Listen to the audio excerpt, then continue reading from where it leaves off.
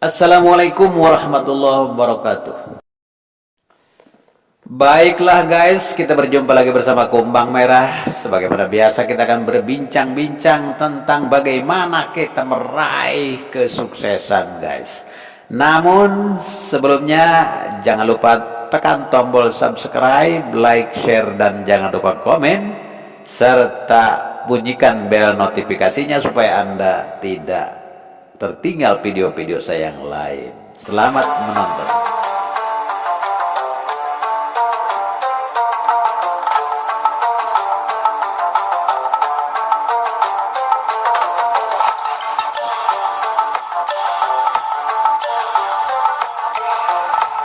Dalam kesempatan ini guys, kita akan membicarakan tentang pentingnya ilmu untuk meraih kesuksesan guys. Banyak dasar, banyak landasan, banyak filosofi tentang ilmu ya. Tetapi di sini kita akan spesifik bagaimana hubungan, bagaimana korelasi antara ilmu dengan rezeki ya. Baiklah guys, ilmu dengan rezeki ilmu itu ibarat alat penerang jalan untuk menuju suatu tujuan. Jadi ketika kita akan menyeberang, kita akan pergi ke suatu tempat dan kita berjalan di malam hari, maka kita butuh alat penerang, butuh senter ya. Maka ilmu itulah alatnya guys. Jadi ketika Anda tidak punya ilmu, maka Anda tidak akan menemukan jalan itu. Artinya ilmu di sini relatif ya, bisa ilmu pengetahuan agama, bisa pengetahuan umum. Kalau pengetahuan agama itu fungsinya lebih dahsyat lagi guys. Orang-orang di pesantren, para kiai meyakini bahwa ilmu itu adalah magnet rezeki. Justru ilmu itulah yang menarik rezeki. Kalau mungkin ilmu lain adalah alat untuk mencari rezeki, tetapi kalau ilmu agama itu adalah alat yang bisa menarik rezeki. Artinya rezeki bisa datang ke kita dengan kita mempelajari atau mengajarkan ilmu. Contohnya para kiai, para ustadz, mereka hanya mengajarkan ilmu, duduk di majelis taklim, duduk di masjid mengajarkan ilmu, dan mereka mendapatkan rezeki gitu. Bahkan rezeki mereka mengalir ya, mengalir siang malam. Cuma kan kalau dibandingkan dengan pengusaha mungkin lain ceritanya ya. Kalau Anda ingin mendapatkan uang sebanyak-banyaknya Anda harus membuka warung, membuka kios, bisnis ya, buka perusahaan gitu kan.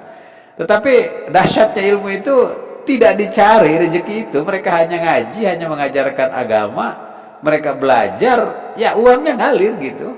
Kenapa? Karena banyak donatur-donatur, banyak orang-orang yang ingin bersedekah kepada orang-orang yang belajar atau orang-orang yang mengajar.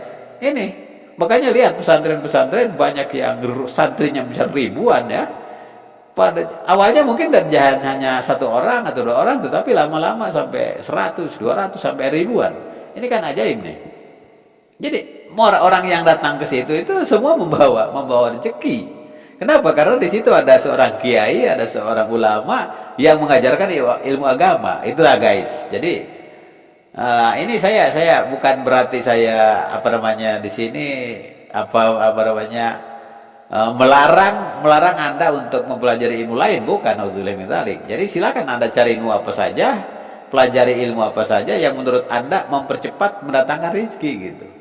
Jadi ada ilmu sosial ya, ada ilmu politik, ada ilmu ekonomi ya, ada ilmu kesehatan, ilmu psikologi, dan lain-lain. Banyak sekali ilmu. Itu semuanya akan mendatangkan rezeki guys.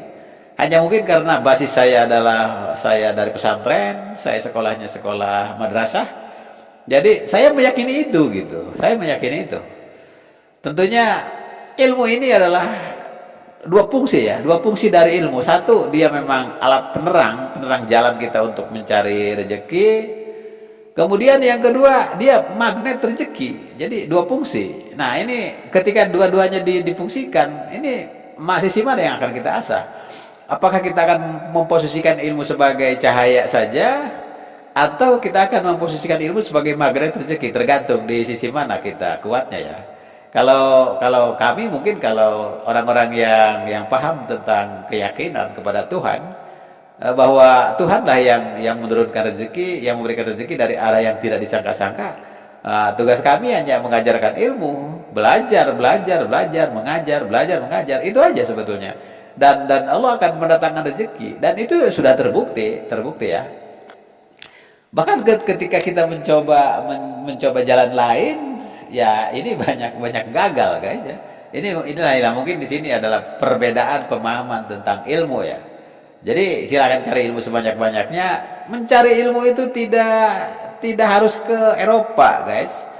Banyak di mana aja. Kalian bisa saja, misalnya kata Rasulullah, tuntutlah ilmu sampai ke negeri Cina. Yaudah sampai Cina aja lah. Kalau ke Eropa terlalu jauh mungkin, ke Amerika terlalu jauh, kita udah ke Cina aja udah hebat. Atau misalnya kita tidak mampu cari ilmu ke Cina, udahlah kita ke mana yang paling dekat ke kita, misalnya ke Malaysia. Tidak mampu ke Malaysia, udahlah ke Jakarta aja. Tidak mampu ke Jakarta, udah di provinsi kita aja, di kota provinsi kita. Tidak mampu misalnya ke kota provinsi, udah di kota kabupaten. Tidak mampu di kota, udah di kampung kita aja. Jadi banyak di kampung kita, banyak orang yang ngajarkan ilmu guys. Berbagai macam ilmu, tinggal kita mau bertanya. Di kampung kita atau di sekitar rumah kita ada di situ pakar-pakar ya. Ada pakar psikologi, ada pakar ekonomi, ada pakar kesehatan, ada pakar bisnis, pakar sosial, pakar politik. Banyak pakar pertanian. Tertinggal kita guys, tinggal kita bertanya pada mereka. Fas'alu ala dzikri in kuntum la ta'lamun. Bertanyalah kepada orang-orang yang ahli, yang profesional jika Anda tidak mengetahui. Ya kalau kita diam saja, menyerah pada nasib, ya tunggu saja ya kehancurannya. Jadi kalau kita ingin bangkit, ingin maju, ingin gagah, ingin semangat, ingin ingin sukses, maka kita harus bertanya kepada orang-orang yang memiliki ilmunya gitu ya. Itu ada perintahnya. Jadi jangan pernah bosan mencari ilmu, jangan pernah merasa lelah mencari ilmu, dan jangan pernah merasa cukup dengan ilmu, karena kita menyimpan ilmu itu di dalam otak guys.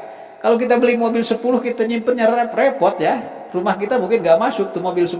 Tetapi kalau ilmu, sebanyak apapun ilmu tuh para profesor itu mungkin mereka menyimpan ilmu itu, kalau ke istilah benda mungkin udah jutaan, udah miliaran mereka menyimpan kosakata di dalam otaknya itu.